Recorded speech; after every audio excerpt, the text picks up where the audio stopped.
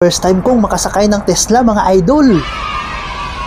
Wow, makakasakay ako ng Tesla. Okay. Net, Tesla net, Tesla.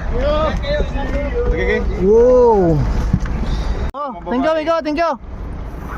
Oh, Sir, ingat kayo Oh. sir. Ingat kayo sir. hey. Till next time. Until next time, kayo naman. Tandaan ninyo. Oh, first time I ride with a Tesla. Tesla, okay. Very nice. You have space, good space back? Yeah, good space. So let's Kurang tagus. So you are going. Ayun, at nung umuwi kami ay Tesla ang nagatid sa amin, idol. Mga 3 hours din yung biyahe namin bago kami nakarating sa airport. Ay, kauli na yun. Grabe, kitang-kita yung bubong, oh.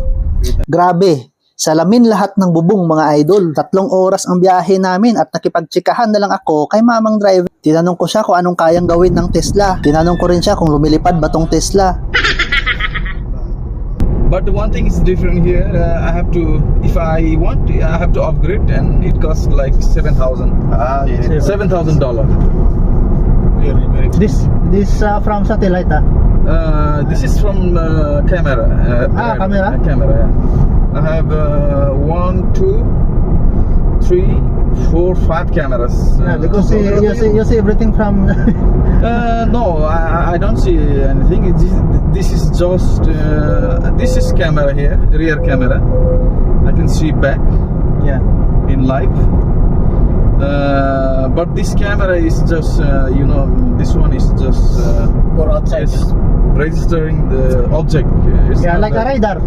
like like a radar. Yeah. Mainit na sa Norway pero marami pa ring mga snow na makikita sa daan.